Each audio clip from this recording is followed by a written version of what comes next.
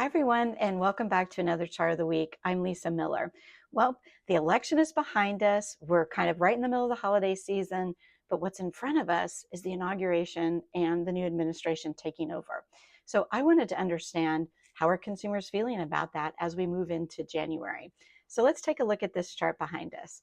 So it's not surprising when I look at the numbers on the left that the Trump supporters, 67% of them, are very hopeful about the state of America.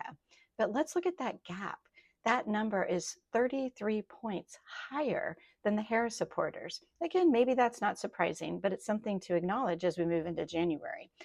But when you look at total voters, the one thing that everybody can agree on, regardless of who they voted for, cost of living is a huge issue, as is inflation.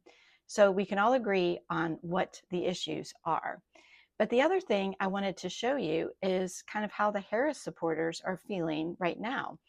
So 76% of them are actually quite concerned about the economy, which is a very large gap versus the Trump supporters.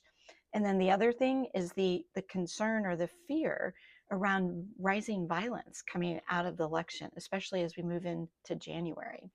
So I think that these things are important. And what's the so what, now what?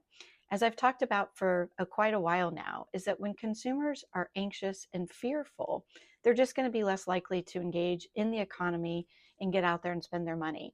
So we'll be watching closely in January and, of course, throughout 2025 to monitor this. But we felt like it was important to share these insights moving into January. I hope you enjoyed this one. Thank you.